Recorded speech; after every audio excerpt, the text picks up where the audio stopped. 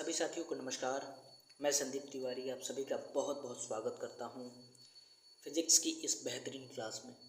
यह practice set RRB, ALP और group D परीक्षा 2025 के लिए बहुत ही उपयोगी होगा। मैं उम्मीद कर रहा हूं इस प्रैक्टिस सेट के माध्यम से आपको आने वाले परीक्षा में लाभ मिलेगा। तो चलिए बगैर देर किए क्वेश्चंस देखते हैं। इससे पहले यदि आप चैनल पर नए हैं या फिर बिना सब्सक्राइब किए देख रहे हैं तो चैनल को सब्सक्राइब कर लीजिए। पहला प्रश्न, चिन्ह परिपाटी के अनुसार प्रतिबिंब की ऊंचाई h = 0 होगा। पहला विकल्प है जब वस्तु अनंत पर हो, दूसरा विकल्प है जब वस्तु फोकस पर हो, तीसरा विकल्प है जब वस्तु फोकस व ध्रुव के मध्य हो, चौथा विकल्प है कोई नहीं। तो चिन्ह परिपाटी के अनुसार प्रतिबिंब की ऊंचाई h = 0 तब होगा जब वस्तु अनंत पर हो। ऑप्शन ए करेक्ट होगा।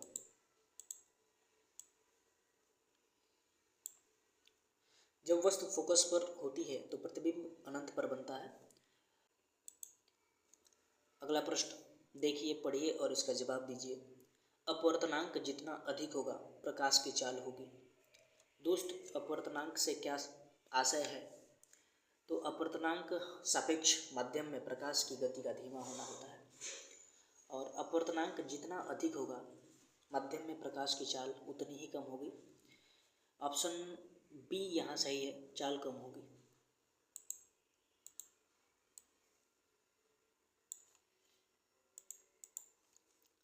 प्रकाश का सघन माध्यम से अपने ही माध्यम में लौट आना कहलाता है।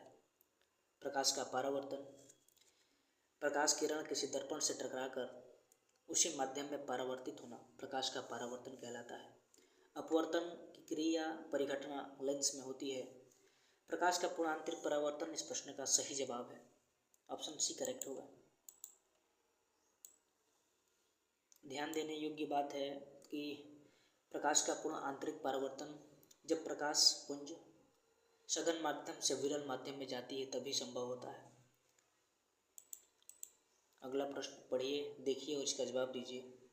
परावर्तन का नियम लागू होता है समतल दर्पण में, उत्तल दर्पण में, अवतल दर्पण में, सभी दर्पण में। तो परावर्तन का नियम सभी दर्पण में लागू होता है। ऑप्शन डी करेक्ट है।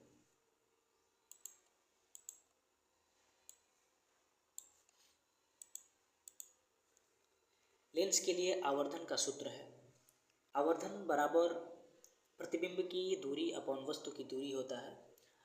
तो इस प्रश्न का बिल्कुल सही जवाब ऑप्शन ए होगा, m = v/u।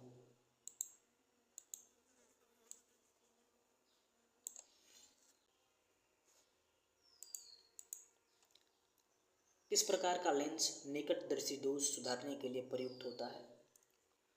तो उत्तल लेंस, अवतल लेंस, द्विफोकल लेंस या फिर केवल पहला। तो निकटदर्शी दोष सुधारने के लिए अवतल लेंस का प्रयोग किया जाता है, जबकि दूरदर्शी दोष सुधारने के लिए उत्तल लेंस का प्रयोग किया जाता है। इस प्रश्न का सही जवाब ऑप्शन बी है, अवतल लेंस।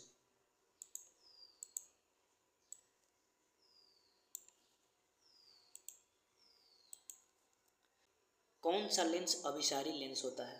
अवतल, उत्तल, समतल या फिर कोई नहीं। तो अभिसारी मतलब प्रकाश की किरणों को एक माध्यम पर एकत्रित करना और अभिसारी लेंस उत्तल लेंस होता है। ऑप्शन बी करेक्ट होगा।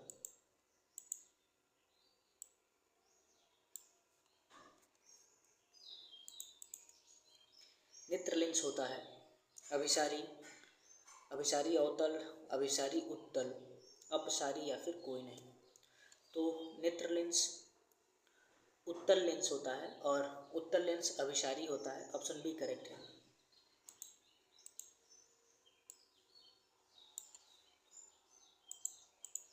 अगला प्रश्न आपके स्क्रीन पर, हीरे का निरपेक्ष अपवर्तनांक होता है।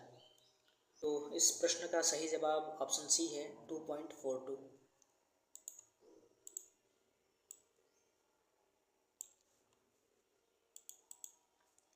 अवतल लेंस के लिए फोकस दूरी होती है।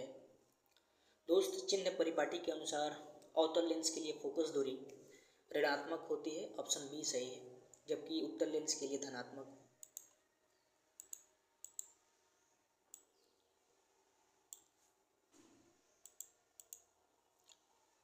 अवतल लेंस को अन्य किस नाम से जाना जाता है? अभिसारी तो उत्तल लेंस होता है। अपसारी इस प्रश्न का बिल्कुल सटीक जवाब है, ऑप्शन सी करेक्ट है।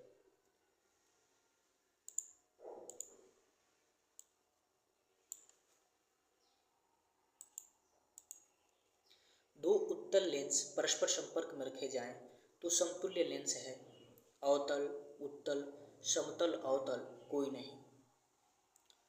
तो दो उत्तल लेंस यदि परस्पर संपर्क में रखे जाएं तो समतुल्य लेंस उत्तल ही होगा, ऑप्शन बी करेक्ट है।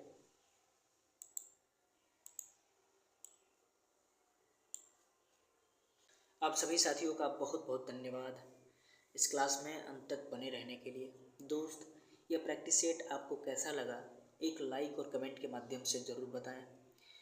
यदि आपके पास कोई सुझाव या फिर सलाह है तो आप हम तक ज़रूर प्रेषित कर सकते हैं। चैनल सब्सक्राइब कर लीजिए। बहुत बहुत धन्यवाद। जय हिंद।